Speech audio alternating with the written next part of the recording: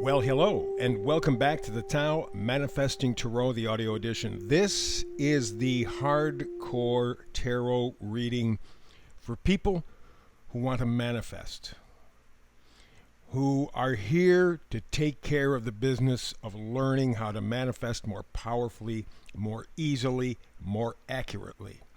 This isn't a feel-good tarot reading. Most tarot readings are feel-good. But they're also, from my point of view, very confusing. By the time you're done with the reading, you really are not clear about directions.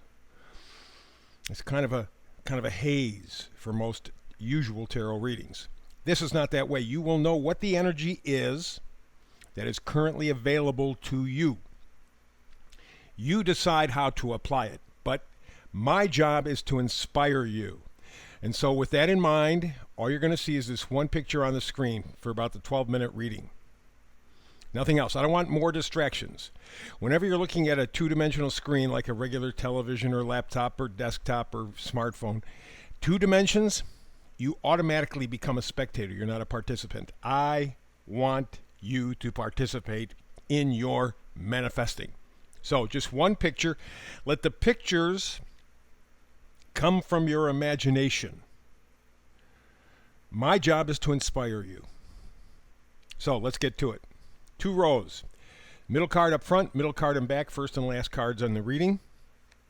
Let's get to it. The oracle card up front in the middle is peace. And the number up in the right-hand corner is 23. 23, 2 and 3 is 5. 5 is transitional. So either you do not have peace in your life and you're searching for it, or you would like to add more. And stop and think about the value of peace. Mike Tyson said when he went to jail several years ago, and he was gone, I think he was behind bars for about 3 years. He said it was the most peaceful time in his life. Nobody was after his money. Nobody was after him. It was just... And he learned a lot from that time. If you have a chance to listen to Mike Tyson, the former boxer, there's a lot of wisdom in him now, and it came from that time. Peace is probably the most important thing anybody can have in their life. Because peace is balance. Peace is connection. Peace is that lost chord.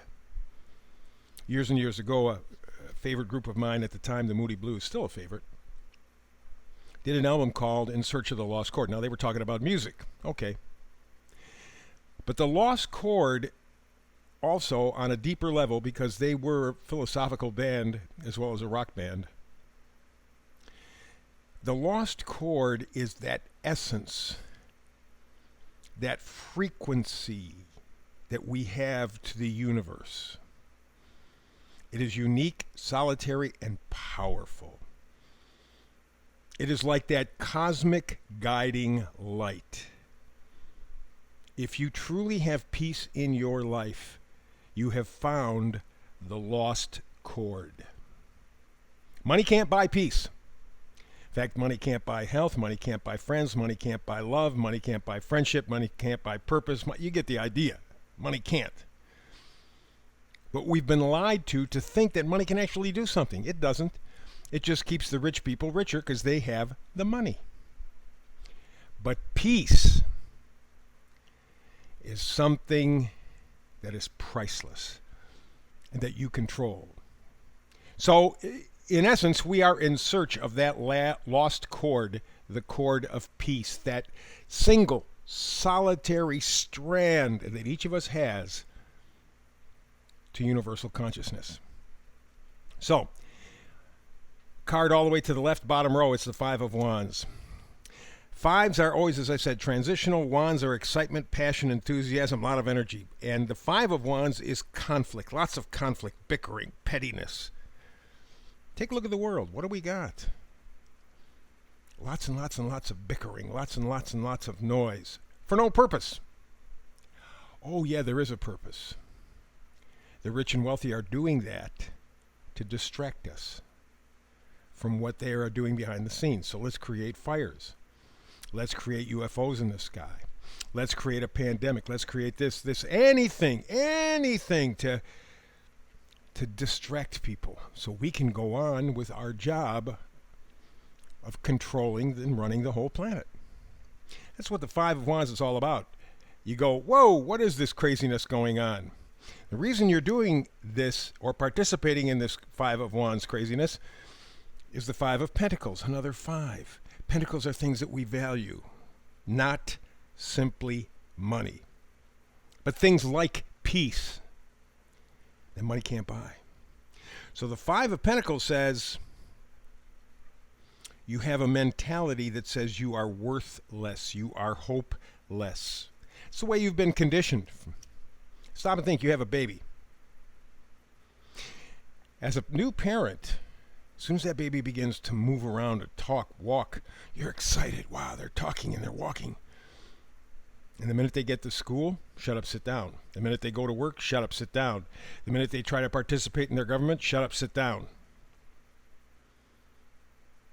We are conditioned. In fact, a gentleman who's had an overwhelmingly bad influence on us, John D. Rockefeller, said, I want a nation of workers, not thinkers. So if you're trying to find peace, you got to quit battling, probably yourself, and value yourself. Five of Pentacles. Give yourself some value. Next card is the Wheel of Fortune. This is a turning point in your life. This is a chance for awakening. This is a chance for you to see the big picture. To find that peace in the middle of all of this garbage called life. To connect yourself. Find that lost chord. That little thin strand that takes you to cosmic consciousness. This is the time. Wheel of Fortune says, yes, quit the bickering with yourself, value yourself, get ready to move forward because you're going to see things very differently. The Hangman. The Hangman is one of my absolute favorite cards. It says that you have to let go. That's tough. Because when we get used to something or someone, whether they're good or bad for us, doesn't make any difference. Once we're used to them, it's hard to let go. Hangman says you have to. You have to be vulnerable in the letting go so that you can get a new perspective. You will get a new perspective if you are searching for the lost chord, if you are searching for real peace in your life. Let's go to the second row, all the way to the left. We got the Tower, we got Judgment, we got Death, all three cards. That feels, to someone looking on the outside, looking into this reading, like, holy hell, what is going on here? You got the Tower, you got Judgment, you got Death. Oh my God, what's happening? Your life is changing.